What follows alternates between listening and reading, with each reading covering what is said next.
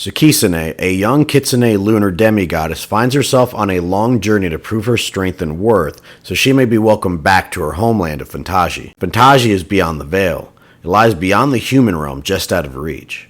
Sukisune is accompanied by a small purple dragon named Zuko and an elderly witch named Julia Legrand. Zuko was a gift from her father, Ian, the lunar god of Fantasia. In the land of Fantasia, Zuko was known as the Dragon of the Night. Zuko possessed a lot of untapped power that he himself is unaware of. Zuko and Sukisune are linked via dark magic that was cast upon them by their companion Julia Legrand. Julia was a plump older woman who not only excelled at using the dark arts, but necromancy as well. Julia Legrand was one of the world's strongest necro-witches. She has been journeying with Sukisune for the past 10 months in hopes that she would be the first human to step foot in Fantasia. Or at least, that is what she told the half-kitsune girl. Her true intentions were to step foot into Fantasia and draw the life force from every living kitsune so she may not only be able to grow her necrosmic power, but also to regain her youthful beauty. Sukisune has been busy traveling around the United States for the most capable of champions to fight alongside her in the upcoming war against the Demigod Suruthucles. If she could manage to get a strong team together, then she would be one step closer to being able to return home. Sukisune was able to secure the help of a young aura user on the west coast named Drake. He was wildly surprised when he saw the black and white fox shapeshift into a very tall woman in a purple cloak while a dragon flew above. It took some time to convince him to join the cause, but Drake felt like he was ready for the challenge. Sukisune met some other impressive heroes along the way, but many had turned her down. If they were to leave their cities, who would be there to protect them from evil? She managed to turn her luck around in a small town in Utah. Sukisune met a man by the name of Blake Burns. Blake was a construction worker for Swathi's Construction and Demolition. He possessed the ability to rapidly absorb nutrients from food via ingestion or physical contact and convert it into an acidic mixture he would spit out.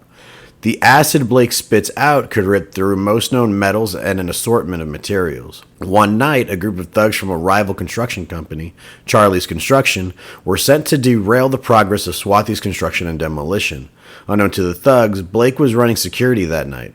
Blake noticed the thugs causing destruction and was infuriated.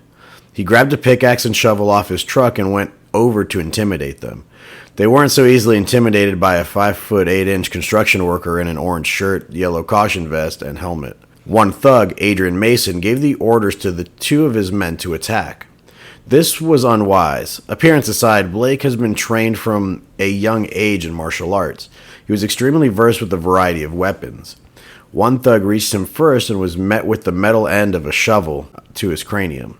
The second thug launched at his legs but was met with a swift kick to the teeth. The construction boots Blake wore caused severe dental damage. Adrian sent the rest of his men after Blake, and one by one Blake took them all out. Adrian was enraged and he began to charge at Blake. Blake swung his shovel and made contact, but his shovel bent and snapped. Seems Adrian had an ability to harden his skin. Adrian punched Blake square in the jaw, and Blake flew like he was hit by a wrecking ball. He flew through one of the homes his crew had been working on this month. Next to Blake was a bag of oranges. He reached over to touch the bag, and the oranges began to dry out and rot. Blake was absorbing all of the nutrients from the bag of oranges into his body. Adrian screamed for Blake to get out and take his beating like a man. In no time at all, Blake walked through the hole he created from being blown into the house. He had his pickaxe in hand and threw it right at Adrian. Adrian hardened his skin and blocked the pickaxe with his hands. When he lowered his hands, he saw an orange liquid flying at him from Blake's mouth. When the liquid made contact with Adrian's hardened skin, it began to bubble. Adrian's hardened skin was now melting. Adrian was in agonizing pain. Adrian couldn't concentrate to keep his ability active and ended up losing his right arm. The cops were called and rounded up all of the men. One of the news reporters on the scene asked Blake what happened. He told them the thugs dug themselves into a hole they couldn't get out of. The next day, the newspaper headlines read, Swathi's Construction and Demolition was saved by the Digger.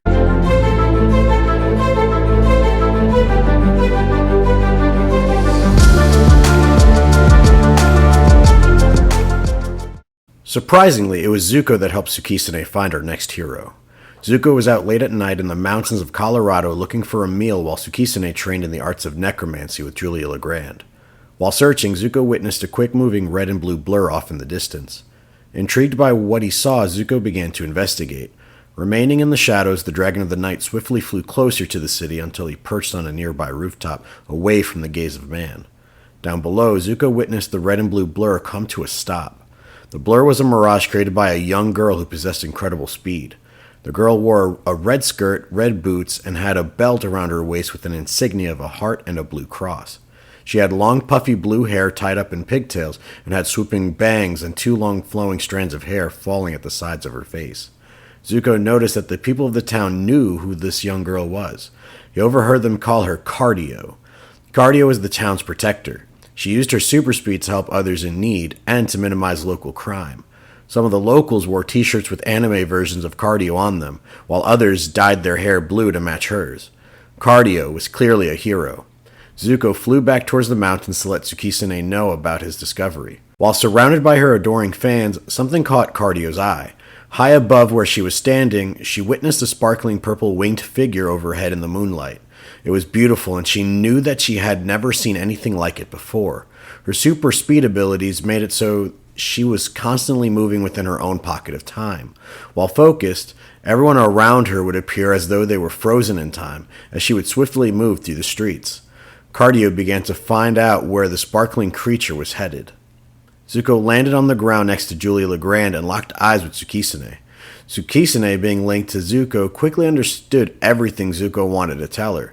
In no time at all, Zuko and Sukisune jumped into a defensive stance because they knew someone was watching them, just beyond the tree line.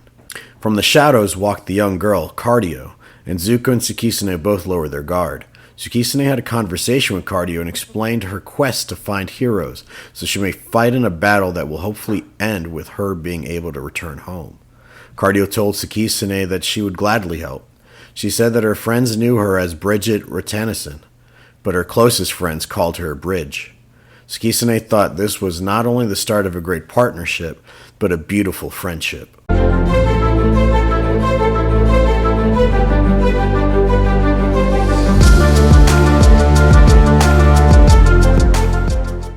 Forgive me, listeners. Where are my manners? I've read 2 stories and have not yet introduced myself. My companion, Kosh V, ended up disappearing from our realm and fell into the realm of heroes and villains. Kosh V, much like myself, is a page-turner. It is a title of high prestige for those of us in the Chrono Dimension. Being a Chronite provides me with certain abilities and privileges. One such privilege is being able to read the stories of individuals like I am now, and as Kosh V has done in the past.